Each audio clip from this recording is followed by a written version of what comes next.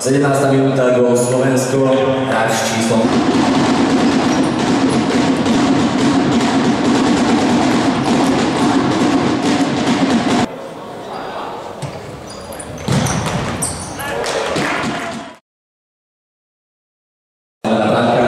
Domácej bránke nastupuje číslo 21 Peter Lutáš.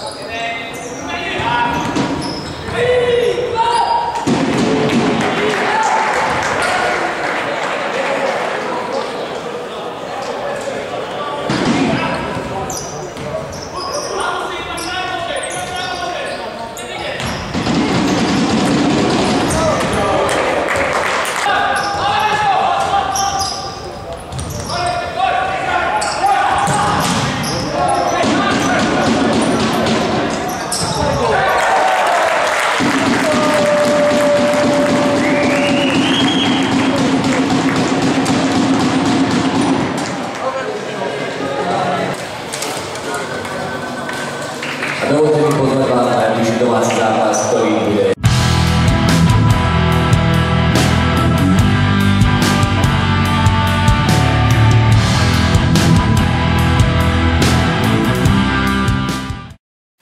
Tak prvý počas našej strany nebol ideálny, čo svedčilo o výsledku. Nechcem povedať, že sme to podcenili, ale proste sme sa prispôsobili v Banskej Bystrici. Druhý počas mladí chlapci ukázali, že proste patria do reprezentácií a ukázali svoju kvalitu, za čo im akože gratulujem a som milo prekvapený a chválim ich. Tak dneska sme odohrali zápas proti extraligovému mužstvu Mima Banská Bystrica. Prvý počas sme nehrali moc dobre, trošku sme hrali bez pohybu, čo nám aj tréner vytýkal. Snažili sme sa hrať systém 4-0, ktorý bol taký statický.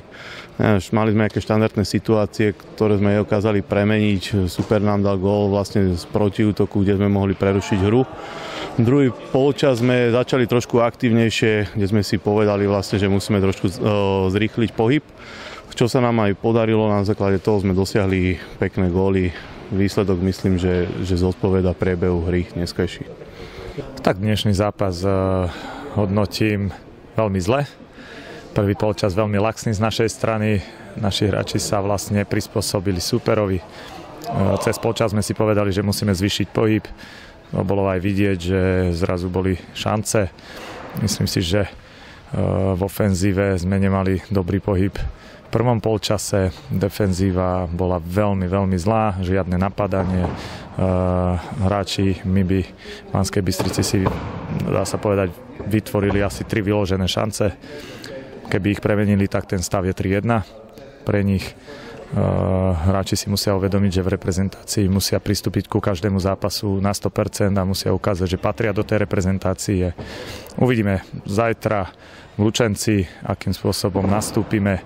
Určite si zanalizujeme tento zápas a vyvodíme z toho nejaké dôsledky. Máme ešte jeden tréning v Lučenci a tam si budeme skúšať nejaké varianty, ale dnešný zápas hodnotím veľmi, veľmi zle, lebo nebol tam pohyb a nebola tam koncentrácia a túžba ukázať naozaj publiku v Banskej Bystrici nejaký výkon v rámci reprezentácie. Tak o zápasu je to presne to, čo sme očakávali, že reprezentácia bude dobrá, budú mať viacej toho nacvičeného, budú proste nás presovať. Mali sme nacvičené nejaké výjazdy, aj nám vyšli, aj nie. Nepremenili sme šance. To, čo trpíme aj v lige na tom a práve naopak dostávali sme zo zbytočných breakov góly. To, čo sme chceli hrať my, že budeme hrať na breaky, tak sa to otočilo a väčšinou na oni z breakov dávali góly, ale tak klobúk dole pred nimi, určite makajú a sme radi, že takéto zápasy si môžeme zahrať a čím viac ich budeme hrať, tým ďalej sa budeme posúvať. Dnešný zápas sme začali celkom dobre, prvý polčas nám vyšiel jednak výsledkovo, jednak aj hrou. Defenzíva bola koncentrovaná, kvalitná. Vypracovali sme si niekoľko šancí, čo sme pred zápasom až tak nedúfali. Takže naozaj chalanov hlavne na prvý polčas musím pochváliť. V druhom polčase už trošku možno dochádzali sily, z toho pramenilo aj viacej chýb v rozohrávke, v defenzíve, ktorá bola veľmi otvorená. Takisto sme prestriedali hráčov, čo tiež zasiahlo do vývoja stretnutia a bolo vidno miernu nezohriatosť v tom druhom polčase. V dnešnom zápase sme skúšali ďalších dvoch nových brazílskych hráčov. Vytvorili celú štvorku brazílsku a celkom im to klapalo, takže dúfam, že do najbližšieho zápasu v Lučenci, ako aj play-off, to bude ešte lepšie a samozrejme chceme v tom play-off postúpiť do semifinále, i keď vieme, že v tom štvrťfinále budeme mať vysokého favorita proti nám, ale chalani sa isto pobijú o dobré výsledky a o postup.